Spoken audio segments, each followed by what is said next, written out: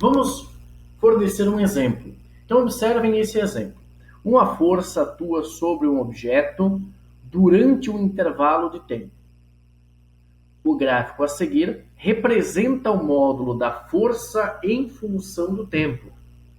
Determine o impulso aplicado pela força no intervalo de tempo entre 0 e 10 segundos. Observem bem esse gráfico. É um gráfico da força, e essa força está em newtons, e o tempo está em segundos. Entre 0 e 6 segundos, a força é constante.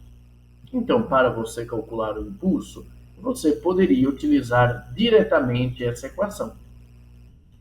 Entretanto, observem no gráfico que, no instante 6 segundos, a partir do instante 6 segundos, o que ocorre a partir do instante 6 segundos? A força vai diminuindo.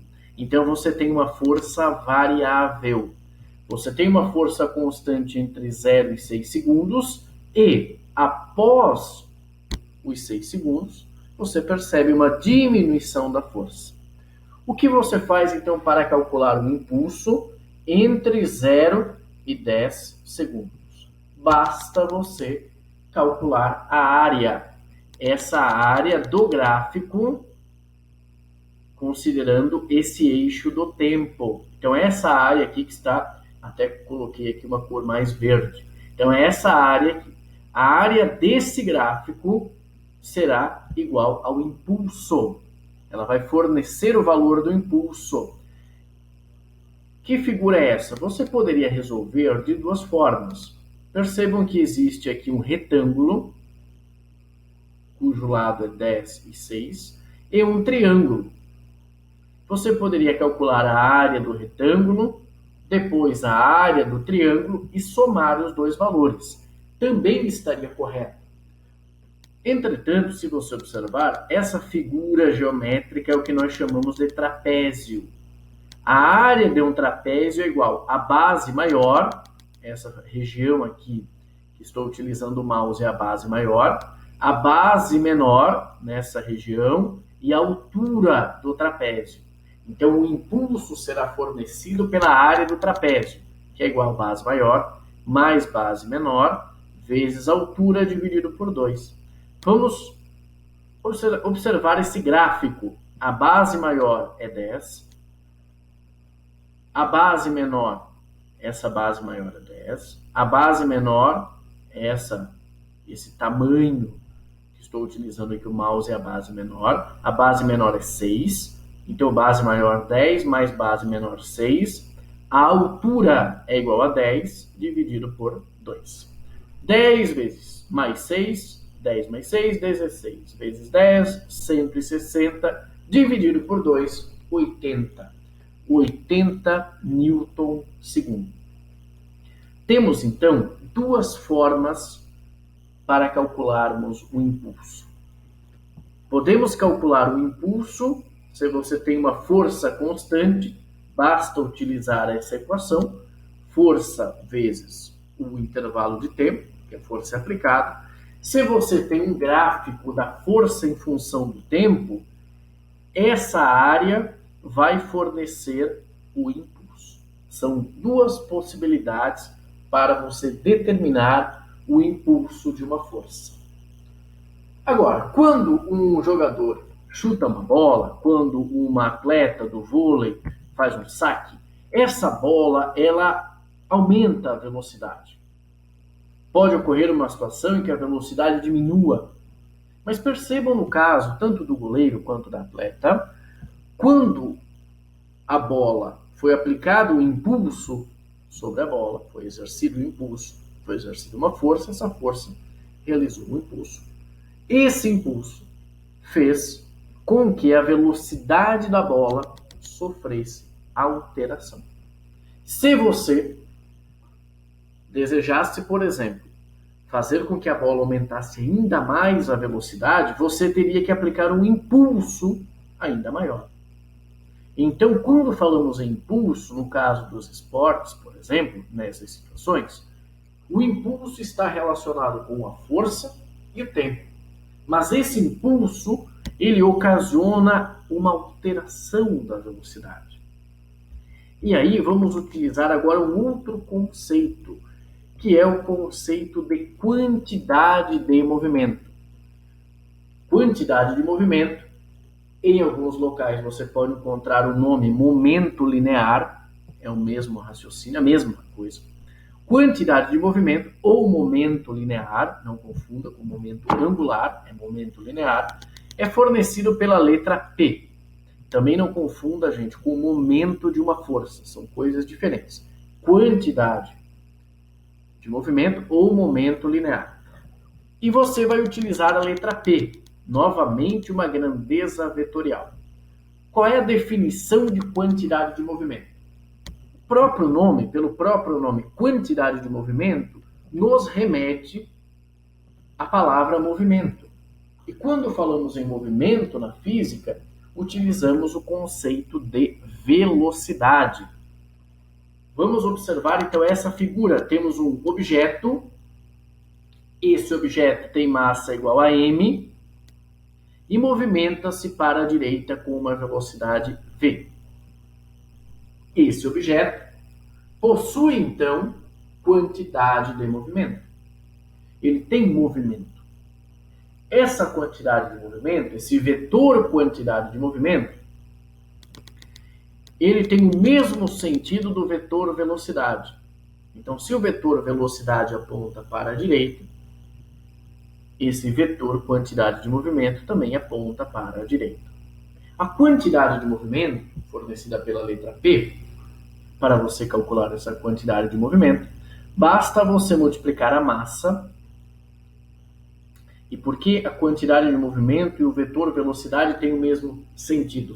Porque não existe massa negativa. Então, a quantidade de movimento é igual a massa vezes a velocidade. Quando nós vamos utilizar agora esse conceito, mais adiante, nós não vamos utilizar apenas a velocidade. A quantidade de movimento ela está relacionada com a massa e com a velocidade. Assim, a unidade, para você saber a unidade da quantidade de movimento, unidade da massa no Sistema Internacional, quilograma, vezes no Sistema Internacional, a unidade da velocidade é o metro por segundo. Então, quantidade de movimento, a unidade da quantidade de movimento é o quilograma metro por segundo. Vamos fornecer um exemplo. Vamos calcular o módulo da quantidade de movimento. Quando falamos em módulo, estamos analisando o valor. Por quê? Porque a quantidade de movimento é uma grandeza vetorial. Nessa situação, nós não estamos analisando a direção e o sentido, apenas o valor. Temos então um objeto que move-se para a direita com velocidade de módulo de valor igual a 20 metros por segundo. A massa do objeto é igual a 10 kg. Esse objeto tem quantidade de movimento? Sim, pois ele tem massa e velocidade. E qual é a quantidade de movimento do objeto? Para calcularmos essa quantidade de movimento, basta multiplicarmos a massa e a velocidade, para calcularmos esse módulo da quantidade de movimento. A massa é igual a 10 e a velocidade é igual a 20. A quantidade de movimento é igual a 200 kg metros por segundo. A quantidade de movimento ela está associada não apenas então com a velocidade, mas também com a massa. Se o objeto está em repouso, a quantidade de movimento dele será zero. Por quê? Porque a velocidade é zero. Quando mudamos a velocidade, quando alteramos a velocidade de um objeto, se a massa é constante, também alteramos a quantidade de movimento. Então, se esse bloco inicialmente ele está com 20 metros por segundo. Se ele estivesse com 30 metros por segundo, a quantidade de movimento que ele teria, aliás, seria diferente. Então, para você alterar a quantidade de movimento, o que você tem que fazer? Vamos imaginar que esse objeto está para a direita com 20 metros por segundo de velocidade e a massa igual a 10 kg. Você tem como objetivo aumentar a velocidade do objeto? O que você vai fazer? Você vai aplicar uma força. Essa força você vai aplicar durante um certo tempo. E se você aplicou uma força durante um certo tempo, nós temos um conceito que é o conceito de impulso. Então, quando nós aplicamos um impulso, quando você aplica um impulso, ocorre uma variação na quantidade de movimento.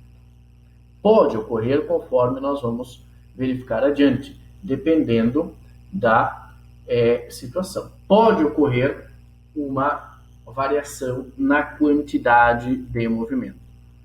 Temos então que quantidade de impulso de uma força é igual a força vezes o tempo, conforme vimos anteriormente. Observem novamente as duas situações. Tanto a situação da atleta de vôlei quanto a do goleiro. Quando o impulso foi exercido, o que ocorreu com a velocidade da bola? Nas duas situações, após tanto durante a aplicação do impulso, mas quando a gente analisa antes e depois da aplicação da força, a gente percebe que ocorreu uma alteração da velocidade. Quando ocorreu essa alteração da velocidade? Essa alteração da velocidade, ela ocorreu enquanto foi realizada uma força sobre a bola. Então, enquanto esse impulso ele foi aplicado, houve uma alteração na quantidade de movimento da bola. Vamos analisar então da seguinte maneira. Quando aplicamos um impulso, pode ocorrer uma alteração na velocidade de um objeto. E, se falamos em alteração da velocidade do objeto, estamos falando em alteração da quantidade de movimento. Vamos então relacionar a quantidade de movimento agora e o impulso. Existe um teorema muito importante que relaciona a quantidade de movimento e o impulso. Quantidade de movimento com o momento linear. Vamos analisar o impulso, mas não é um impulso de qualquer força. É o impulso da força resultante. Se você tem uma força apenas agindo sobre o objeto, essa força será a força resultante. Mas, se você tem mais forças atuando sobre o objeto, você pode calcular a força resultante. Vamos analisar então o impulso da força resultante. Lembrem que, se apenas uma força atuar sobre o objeto, ela é resultante. Se houver mais de uma força, aí você tem que analisar a situação para determinar essa força resultante.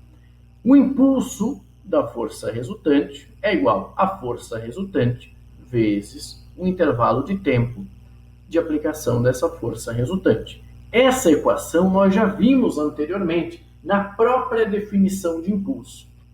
Força resultante, vou considerar aqui uma força resultante constante. Nessas situações, eu vou considerar aqui uma força resultante constante. Embora esse resultado do teorema do impulso, ele vale também quando você tem uma força variável. Mas nessa situação, nessa dedução, eu vou considerar aqui que a força resultante ela é constante. Mas se a força resultante for variável, professor, o resultado final, o teorema, vai ter a mesma validade? Sim, você pode utilizar esse resultado em qualquer situação. Lembrando que nós estamos falando do impulso da força resultante. Então, o impulso da força resultante é igual a força resultante vezes o tempo. Força resultante, de acordo com a segunda lei de Newton, é a massa vezes a aceleração. Então, o impulso da força resultante é igual a massa vezes a aceleração. E a aceleração é igual à variação da velocidade dividido pelo tempo. Essa é a definição da aceleração. Se a força resultante é constante, a aceleração também será constante. Podemos utilizar variação da velocidade dividido pelo tempo. Então, o impulso da força resultante será igual a massa vezes a variação da velocidade. Lembrem que velocidade também é uma grandeza vetorial, dividido pelo tempo, vezes o tempo. Esse tempo e esse tempo cancelam. Então, você pode escrever agora, esse termo e esse termo se cancelaram, impulso da força resultante igual a massa vezes a variação da velocidade. Mas o que é variação da velocidade? Variação da velocidade é a velocidade final menos a inicial. Podemos escrever, então, que o impulso da força resultante é igual a massa, abre parênteses, velocidade final menos velocidade inicial. A massa vai multiplicar pelos dois termos. Podemos escrever esse resultado como o impulso da força resultante é igual a massa vezes velocidade final menos massa vezes velocidade inicial. Vamos relembrar os slides anteriores. Massa vezes velocidade, massa vezes velocidade é a quantidade de movimento, aliás. A massa vezes a velocidade é a quantidade de movimento. Então, no lugar de massa vezes a velocidade, você pode escrever quantidade de movimento. Vamos escrever, então, o impulso da força resultante igual a massa vezes a velocidade final, menos massa vezes a velocidade inicial. Massa vezes a velocidade final vai ser a quantidade de movimento final. E massa vezes a velocidade inicial é igual a quantidade de movimento inicial. Temos, então, que o impulso da força resultante, vetorialmente, é igual a quantidade de movimento final menos quantidade de movimento inicial. Quando a gente analisa uma situação, por exemplo, em apenas uma direção,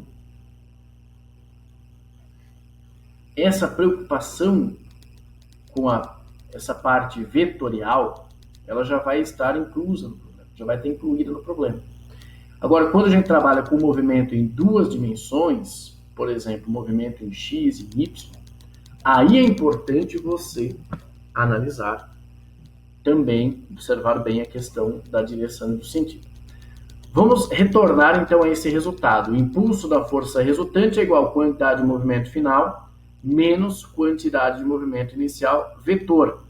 Uma grandeza final menos a mesma inicial é a variação dessa grandeza.